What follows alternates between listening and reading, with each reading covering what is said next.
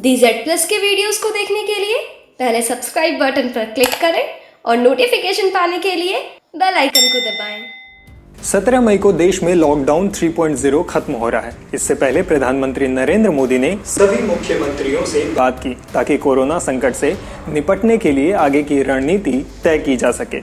इस video conferencing में lockdown और प्रवासी मजदूरों के मुद्दे पर चर्चा हुई। तेलंगाना, महाराष्ट्र, पंजाब और पश्चिम बंगाल लॉकडाउन बढ़ाए जाने के पक्ष में हैं। वहीं अपने भाषण में प्रधानमंत्री नरेंद्र मोदी ने मुख्यमंत्रियों से कहा कि आप लोगों के उत्साह के बदौलत हम ये लड़ाई जीतेंगे। पीएम मोदी ने मुख्यमंत्रियों से कहा कि जो लोग पूरी बात नहीं रख पाए वो अपने सुझाव 15 मई तक भेज दें और भी आर्थिक गतिविधि कैसे चालू हो उस पर भी हम विचार कर रहे हैं। उन्होंने कहा कि महामारी से निपटने में भारत की सफलता को वैश्विक मान्यता मिली है। भारत सरकार इस बारे में सभी राज्य सरकारों के किए गए प्रयासों की सराहना करती है। इस कॉन्फ्रेंस के दौरान अलग अलग राज्यों के मुख्यमंत्रियों ने क्या मांग की है वो भी जान लीजिए।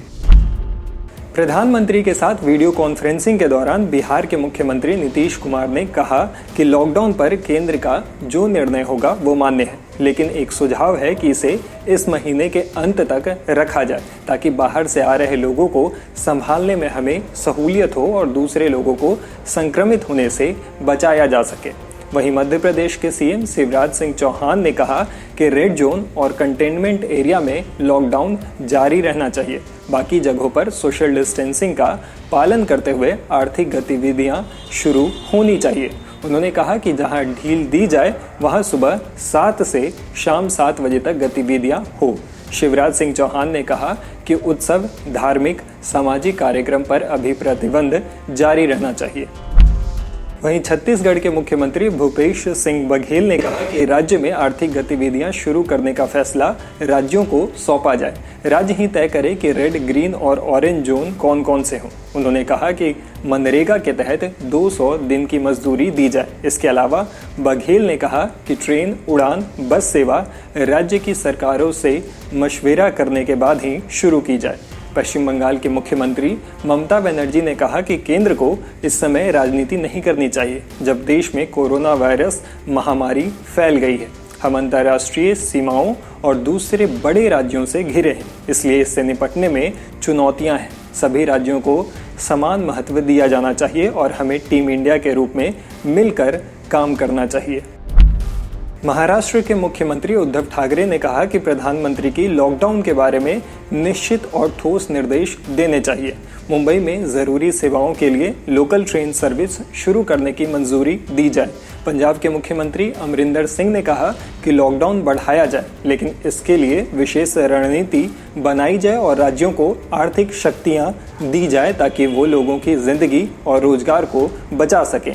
राज्यों को लॉकडाउन से बाहर आने के लिए रणनीति बनाने का मौका दिया जाए। तमिलनाडु के मुख्यमंत्री के पलानीस्वामी ने कहा कि हम जानते हैं कि चेन्नई दिल्ली के बीच 12 मई से ट्रेन शुरू की जा रही है। चेन्नई में पॉजिटिव केस बढ़ रहे हैं, ऐसे में 31 मई तक यहां ट्रेन ना चलाया जाए। इसके साथ ही 31 मई तक उड़ानें भी ना शुरू की जाए। दिल्ली के मुख्यमंत्री अरविंद केजरीवाल ने कहा कि कंटेनमेंट जोन को छोड़कर देश की राजधानी के बाकी हिस्सों में आर्थिक गतिविधियां शुरू करनी चाहिए। इससे पहले प्रधानमंत्री नरेंद्र मोदी ने कहा कि हमने लोगों से कहा था कि वे जहां पर हैं वहीं पर रुके रहें, पर लोग अपने घर जाना चाहते हैं। ये इंसानी फितरत है। इसके चलते हमें अपने फैसले बदलने पड़े, लेकिन इसके बावजूद हमें ध्यान रखना है कि संक्रमण न फैले और गांवों तक न पहुंचे। प्रधानमंत्री ने मुख्यमंत्रियों से कहा कि यही हमारे सबसे बड़ी चुनौती है। पीएम मोदी ने कहा कि धीरे धीरे देश के कई हिस्सों में आर्थिक गतिविधियां शुरू हो गई हैं। आने वाले दिनों में ये काम और तेजी से होगा। हमें कोविड-19 के खिलाफ लड़ाई में अब और अधिक ध्यान केंद्रित करने की ज़रूरत है। वहीं बैठक के दौरान गृह मंत्री अमित शाह ने भी मुख्यमंत्रियों से चर्चा की और उन्होंने आरोग्य सेतु ऐप के इस्तेमाल पर जोर दिया। उन्होंने कहा कि इस ऐप के डाउनलोड बढ़ाने के लिए मुख्यमंत्रियों को प्रयास करने चाहिए, क्योंकि इससे संक्रमितों की पहचान में मदद मिलेगी।